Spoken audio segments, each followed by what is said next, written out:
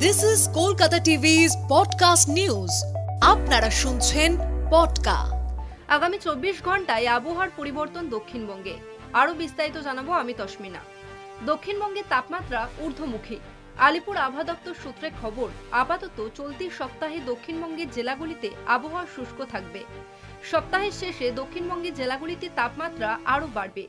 দক্ষিণবঙ্গের জেলাগুলিতে আপাতত আগামী 4 থেকে 5 দিন বৃষ্টির সম্ভাবনা নেই। আগামী 24 ঘন্টায় তাপমাত্রার কোনো হেরফের হবে না দক্ষিণবঙ্গে।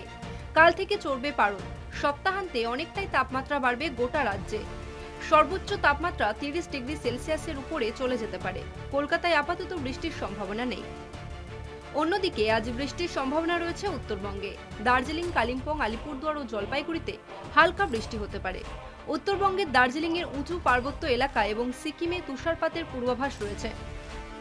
উত্তরবঙ্গের দার্জিলিংয়ের উঁচু পার্বত্য এলাকা এবং সিকিমে তুষারপাতের পূর্বাভাস রয়েছে।